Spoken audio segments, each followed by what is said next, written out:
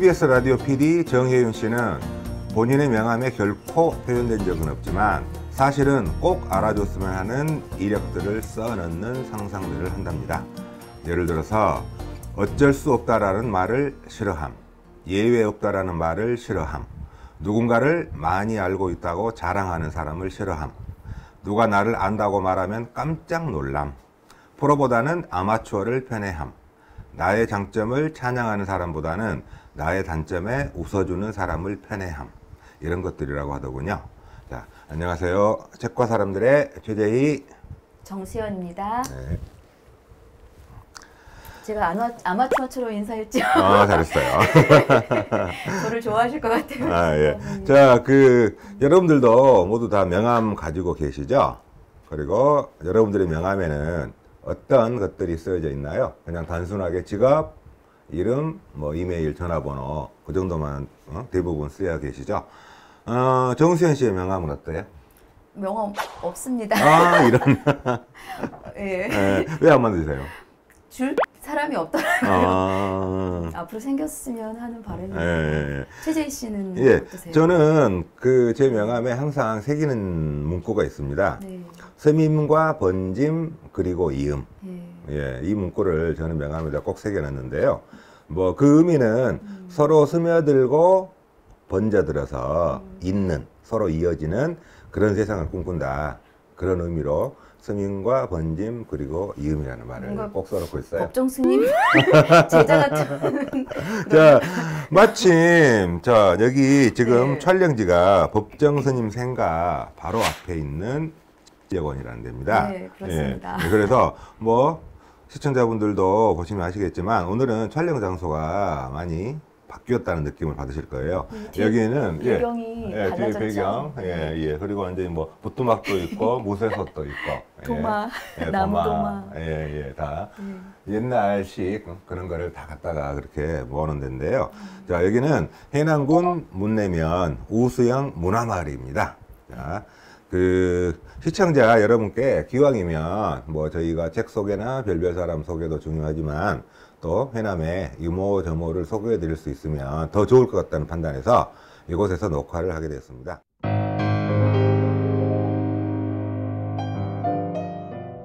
오늘은 어떤 책을 또 소개시켜 주실 건지 기대가 되네요. 자, 오늘 제가 가지고 나온 책은 언제나 그렇듯이 두 권입니다. 자, 한 권은 삶을 바꾼 만남. 정민 교수께서 쓰신 책이죠. 부제가 스승정약용과 제자 황상에 관한 이야기입니다. 그래서 운명적인 그런 만남, 그리고 더벅머리 소년의 삶을 송두리째 바꾼 단 한 번의 운명적인 만남으로 그 두 사람의 인연이 어떻게 계속 이어지고 또 그 다음에 그 제자, 다산의 제자 황상이 어떻게 변해가는지를 추적해 볼 수 있는 그런 책입니다. 그리고 또 읽고 싶어지는 그리고 또 한 권은 김경희 교수님이 쓴 공화주의라는 책입니다.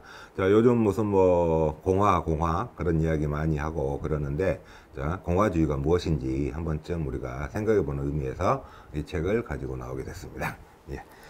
자, 먼저 소개해 드릴 책은 삶을 바꾼 만남이라는 책입니다. 누구나 원하는 것 같아요. 삶을 바꿀 어떤 만남을 가지는 거. 그렇죠. 이거는 정말 어떻게 보면 큰 복이잖아요. 이게 제가 왜 존경하는 스승이 있냐 그렇게 이야기를 물어봤냐면요. 그런 이야기를 꺼냈냐면 이게 바로 그런 이야기입니다. 우리가 너무 잘 아는 다산 정약용 선생께서는 1801년 11월에 귀향을 이제 강진 지방으로 오시게 됩니다. 그래가지고 맨 처음에 잘 아시겠지만 사이제라는 거기에서 머무르셨어요. 거기에서 이제 제자들을 기르기 시작을 했는데 그때 이제 맨 처음에 찾아왔던 공부 좀 배울 수 있겠습니까? 그러고 찾아왔던 제자가 바로 황상이라는 제자예요. 황상이라는 제자가 찾아와가지고 이제 그때부터 정말 운명적인 만남이 시작되는 거죠. 황상은 강진에 그렇죠. 원래 강진에 있던 그렇죠. 시골 더벅머리 그냥 그런 청년이었어요. 그런데 어떤 생각이 들어서인지 다산에 사이지에 찾아가가지고 저를 제자로 받아달라고 그렇게 이야기를 해가지고 둘만의 그렇게 사제간의 인연이 그렇게 생깁니다. 그런데 다산 선생께서는 그 강진 유배 시절에 20 몇 명의 그런 제자들을 길러내셨는데 그 중에 유일하게 황상이라는 제자와 끝까지 그렇게 인연을 가져갔었고, 그 다음에 황상의 후예들, 그 다음에 정은약용의 후예들이 같이 요즘식으로 말하면 기회를 만들어 가지고 한동안 그렇게 계속 교류를 했었던 그런 아름다운 만남을 가지고 있습니다. 자, 이 책에서는 자, 그 이야기가 나옵니다. 이제 정약용 선생님께 찾아와 가지고 가르침을 구하는 이야기가 나와요. 네. 예, 가르침을 구하는 이야기가 나오는데, 그때 그 정약용 선생께서는 삼근계를 내려줍니다. 그러니까 세 가지 근면할 계율. 자, 그걸 내려주거든요. 자, 그거를 제가 잠시 좀 소개를 해 드릴게요. 자, 황상이 다산께 찾아와서 가르침을 청하면서 했던 말입니다. 선생님, 저에게는 세 가지 병통이 있습니다. 첫째는 너무 느리고 둔하고, 둘째, 앞뒤가 꽉 막혀 융통성이 없으며, 셋째는 답답한 것입니다. 그러니까 다산 선생님께서는 너는 그 정도의 병통은 병통이 아니다. 더 큰 병통들은 따로 있다. 예. 제가 여기서 소개해드리고 또 싶은 그런 구절이 있는데, 이 부분이에요. 과골삼천이라는 말이 있어요. 네. 그러니까 복사뼈가 구멍이 3번이 나다. 자, 이거는 황상 선생께서 남기신 문집에 나와 있는 건데요. 자, 우리 선생님은 다산 선생님이죠. 우리 선생님은 복사뼈에 구멍이 3번 나도록 공부하고 또 공부하셨다. 내 복사뼈는 아직 건재하다. 거기다 여태 아무것도 이루지 못했다.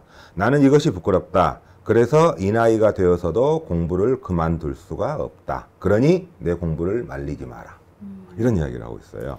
복사뼈 이렇게 무릎 이렇게 가부좌를 틀고 그렇죠. 그래서 그런가요? 예. 그러니까 얼마나 앉아서 그렇게 책을 쓰시고 공부를 하셨던지 복사뼈에 구멍이 3번이 뚫릴 정도로, 그러니까 아주 그냥 닳고 닳아가지고 그렇게 된 거죠.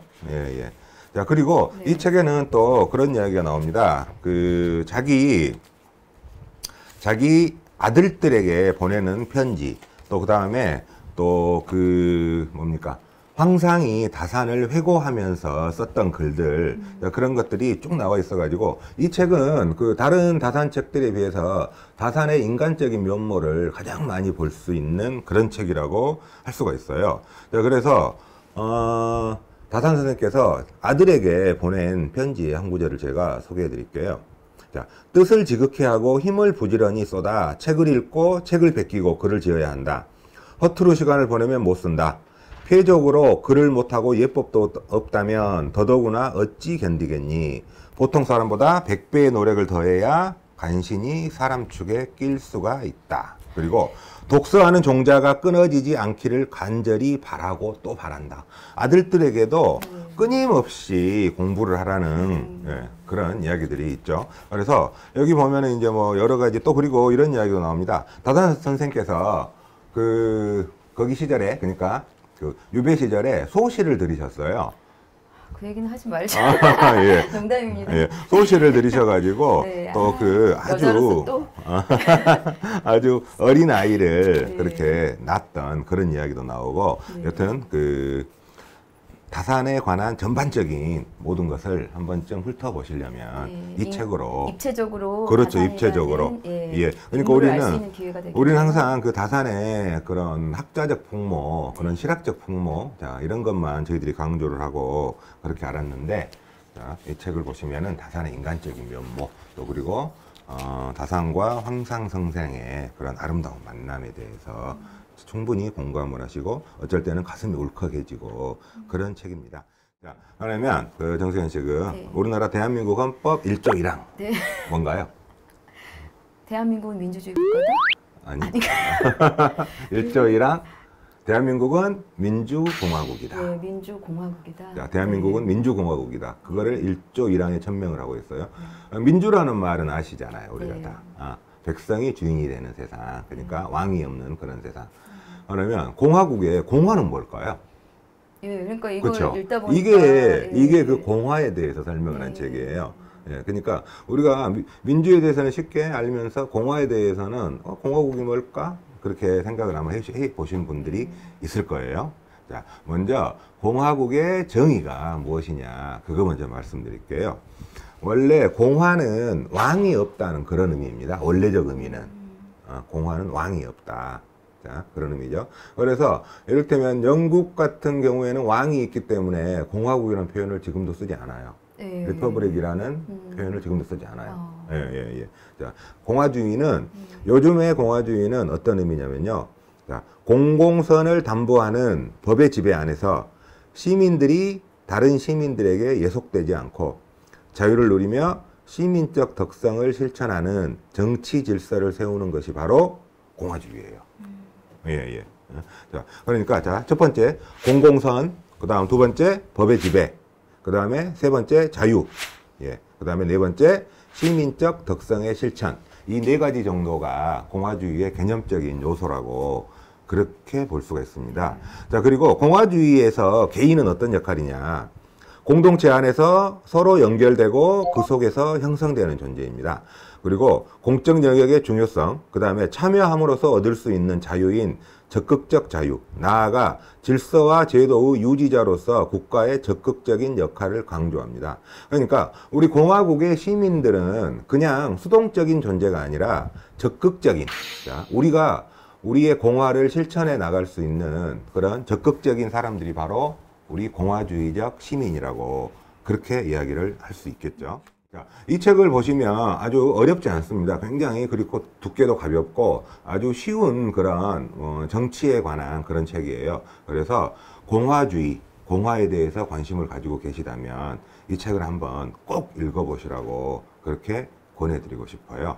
자, 그리고 이 책 소개를 마치면서 마지막으로 한번 읽어드릴 이야기가 있습니다. 자, 공화주의와 애국심에 관한 이야기인데요. 자, 옛날 이탈리아가 계속 분열되어 있었잖아요. 그런데 20세기 초반에, 아니 19세기 초 중반에 이탈리아가 통일을 하게 되죠. 그때 통일에 공헌했던 가장 중요한 사람 중에 하나가 마치니라는 사람이에요. 그래서 마치니는 조국을 어떻게 생각하고 있었는지에 대해서 명언이 있습니다. 자, 그 부분을 한번 정수현 씨가 읽어드리도록 할게요. 자, 예. 네. 조국은 땅이 아니다. 네. 땅은 그 토대에 불과하다. 네. 조국은 이 토대 위에 건립한 이념이다. 그것은 사랑에 대한 사상이며 그 땅의 자식들을 하나로 엮어내는 공동체에 대한 의식이다. 네. 당신의 형제 중 어느 하나라도 투표권이 없어 나라 일에 자신의 의사를 전혀 반영할 수 없고 어느 한 사람이라도 교육받은 자들 사이에서 교육받지 못한 채 고통받고 있는 한 그리고 어느 한 사람이라도 일할 수 있고 또한 일하고자 하는데도 일자리가 없어 가난 속에서 하는 일 없이 지내야 하는 한 당신에게 당신이 가져야만 하는 그러한 조국은 없다. 모두의 그리고 모두를 위한 바로 그 조국을 당신은 가지고 있지 않은 것이다. 네. 참 명언이죠. 네. 예. 지금 현실하고도 굉장히 밀접한 그렇죠. 관계를 가진 현실하고도 발언이라는 생각이 드네요. 예, 맞습니다. 예, 그래서 자, 조국은 사람에 대한 사상이다. 그 땅의 자식들을 하나로 엮어내는 공동체에 대한 의식이다. 자, 이것이야말로 우리가 진정으로 애국을 해야 될 그런 조국어입니다. 예, 자, 오늘 제가 들고 나온 책은요. 자, 스승 정약용과 제자 황상의 그런 맛있는 만남을 그린 삶을 바꾼 만남이라는 책과요. 자, 그 다음에 공화주의라는 책입니다. 그래서 대한민국은 민주공화국이다 할 때 그 공화에 대해서 조금이라도 관심이 생기신다면 이 책을 읽어보시면은 아주 쉽고 명쾌하게 공화에 대해서 이해를 하실 수 있다. 그렇게 말씀을 드리고 싶습니다. 자, 오늘 책은 이 두 권 소개를 그렇게 가름하도록 하겠습니다.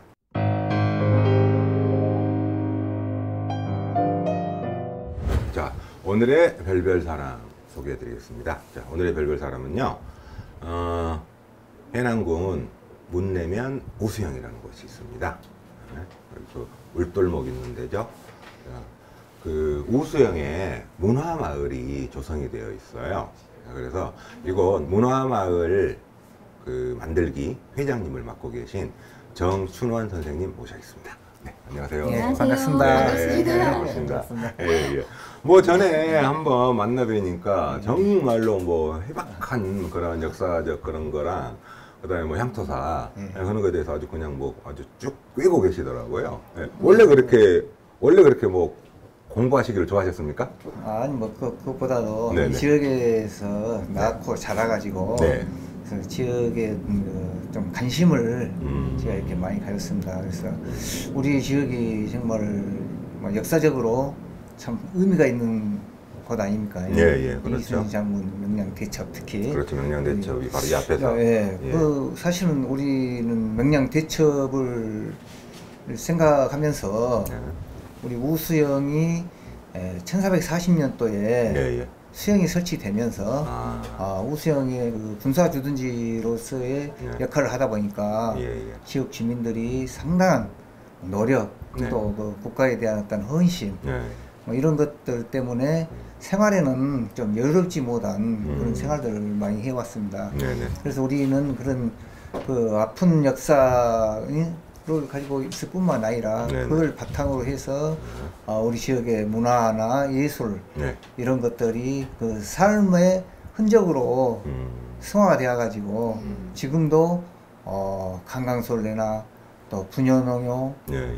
또 이제 들노래 뭐 용제비 놀이 행사 등 뭐 다채로운 그 지역의 문화가 이렇게 전속되고 있습니다. 어떻게 그 굉장히 옛날 그런 게 다행히 많이 남아 있었어요. 예. 그리고 바로 이제 저희가 촬영하고 있는 뒤쪽에 법정스님 생가도 있고 예. 또 여튼 뭐 여러 가지 그런 것들이 자연스럽게 본연이 잘 되어 왔다는 그런 생각이 드는데 어떻게 여기를 그 문화거리로 꾸미실 생각을 처음에 하시게 됐어요? 예, 처음 우리 지역이 사실 이제 여러 가지로 뭐 낙후되어 있다 이런 것은 이제 누구나 다 알 수 있는 겁니다. 그렇죠. 옛날에 요즘 수영에 뭐 있었던 수영이 뭐 옛날에 엄청 큰 뭐였죠? 예, 그런 도시나 마찬가지 이제 큰 도시였는데 예. 다른 곳의 수영들은 네. 지금 경상 자수영은 부산으로 이렇게 성장이 됐고 아하. 또 경상도 우수영은 통영시로 이렇게 크게 부각이 됐고 예. 또 전라도 자수영도 여수시로 이렇게 그렇군요. 그런데 유일하게 우리 우수영만 이렇게 참 개발이 이렇게 안 돼가지고 예. 이렇게 됐습니다. 근데 예. 사실 지금에 와서 보니까 네. 개발이 안 됐던 것들이 예. 옛날의 역사 유물이라든가 흔적들이 그렇죠. 오히려 잘 된 거. 예. 더 많이 남아있다. 예. 그래서 우리는 이런 것들을 우리가 좀 착안해서 예. 우리 지역을 멀리 이제 전국적으로 이렇게 널리 알리고 예. 또 올돌목 명량 대첩 정유재란이 예. 뭐 세계 해전사에 빛나는 그렇죠. 뭐 좋은 그 참 자료라면 자료로 될 수 있고 예. 소재가 되기 때문에 예. 이런 것들을 널리 한번 알렸으면 좋겠다. 예. 그래가지고 이제 문체부하고 문화예술위원회에서 그 진행하고 있는 그 마을 미술 프로젝트 예. 사업에 예. 이제 저희 해는군에서 예. 이제 신청을 해가지고 저희들이 이제 2015년도에 이렇게 당첨이 됐습니다. 그래서 전년도에 이제 우리 우수영의 어떤 그 생활의 삶, 우수영 사람들만이 가지고 있는 정체성 이런 것들을 좀 부각시켜가지고 문화마을을 이렇게 만들어서 우수영 문화마을에서 이곳만은 꼭 들렸으면 좋겠다. 포인트 한 두세 개 정도만 말씀해 주신다면요. 예. 이제 우리는 이제 우리 바로 이 부근이 법정스님 생갑니다. 바로 뒤편에 그래서 있죠. 참 법정스님 참 입적하실 때만 해도 정말 법정스님에 대한 그 여러 같은 그런 뭐도 그 사람들의 그 환호가 있고 뭐 그렇죠. 찾아보고 애도도 하고 이렇게 이제 있었는데 지금에 와서는 조금 그게 뜸한 것 같아요. 그래서 우리 해남군에서 이제 법정스님 생가를 복원하려고 지금 그 집을 그 주변에 매입을 다 마무리하고 금년에 이제 사업이 들어갑니다. 이제 법정스님 생가가 게 되면은 예. 단체 관광객들도 상당히 많이 그러시겠죠. 모시지 않을까. 예. 또 학생들의 예. 어떤 그 법정 선생님의 무소유 정신 예, 예. 이런 것들을 좀 배우러도 오고 예, 예. 찾아올 것 같은 생각이 들어요. 그래서 법정 선생님 생가가 예. 우리 지역에는 그래도 한번 찾아볼 만한 예. 와서 어떤 걸 좀 느끼고 가시고 예, 예. 또 이제 지금 현재 생활문화센터가 있습니다. 예, 예, 예. 거기도 예, 굉장히 좋더라고요. 예, 생활문화센터는 예. 옛날 그 동원터거든요. 동원터. 예, 동원터에다가 예. 계속 이제 1895년에 이제 그 영이 폐지되고 예. 현대식 군대로 개편되면서 예, 이제 예. 영이 없어져 버렸습니다. 네, 네. 그때부터 이제 해남군 문내면으로 예, 이렇게 돼서 이제 면사무소로 계속 이렇게 사용해 오다가 네, 네. 저희 지역 뜻 있는 주민들이 정말 역사적인 건물이기 때문에 네. 다시 이렇게 보존을 해야 된다. 예. 이렇게 해서 생활문화센터로 예. 이렇게 활용을 예. 하고 있습니다. 예, 예. 여기도 우리가 동원터고 객사터고 그렇군요. 그래서 옛날 관아가 있었던 곳이기 때문에 예, 예. 여기도 꼭 한번 거쳐봐야 되지 않을까. 알겠습니다. 소중한 자, 자료였습니다. 예, 예. 자, 오늘 그 우수영 문화마을, 그러니까 우수영 문화거리 만들기에 회장님을 맡고 계시는 정춘원님, 정춘원 선생님 모시고 한번 이쪽 그 중요성과 그런 관광에 대해서 이야기를 그렇게 해보는 시간을 가졌습니다. 자, 오늘 나와주신 정춘원 선생님 나와주셔서 감사하고요. 그 다음에 이곳 우수영 문화의 거리, 문화마을이 더 많이 알려져가지고 더 많은 관광객들이 찾는 그런 거리가 되었으면 좋겠다는 바람을 가져봅니다. 자, 오늘 출연해 주셔서 감사합니다. 네, 고맙습니다. 네, 감사합니다. 고맙습니다. 예. 네. 예. 5월 중순에 개관을 했던 배짱이 농부내에서 고라니가 키우는 콩밭전을 하셨던 박미화님이 다시 7월 21일에 그 배짱이 농부내 갤러리에서 다시 자신의 작품을 이렇게 교체하는 작업을 통해서 새롭게 또 작품을 소개하게 되었습니다. 그러면 이제 뭐 그 작가분의 네. 새로운 작품이 이제 또 네. 그걸 저희가 볼 수 있군요. 예, 예, 이번에는 엄마의 뜰, 맘스 가든을 예. 이라는 주제로 예, 예. 엄마의 손길이 닿았던 그런 텃밭이나 그런 그림들과 또 많은 동물들을 그리신 것을 전시한다고 해요. 예, 그래서 예. 또 따뜻하고 아름다운 전시가 될 것 같습니다. 예, 그 1차 전시 때도 굉장히 많은 반향을 보였는데 네. 2차 전시도 정말 기대가 되네요. 네, 예, 예. 자, 많은 분들이 와서 봐주셨으면 고맙겠습니다. 가는 바람이 불어왔겠지. 등나무 잎이 흔들렸다. 지난 봄 그 많았던 보랏빛들은 모두 어디로 갔을까? 얼마나 많은 보랏빛들이 저물고 나면 여름이 찾아오는 것일까? 얼마나 많은 눈물을 흘리고 나면 소년들은 어른이 될까? 제 몸이 아름다운 줄도 모르고 등꽃 그 빛들은 쓰러진다. 제 몸이 아름다운 줄도 모르고 소년들은 슬퍼한다. 자, 제가 좋아하는 작가 김현수의 소설집 내가 아직 아이였을 때 나오는 구절입니다.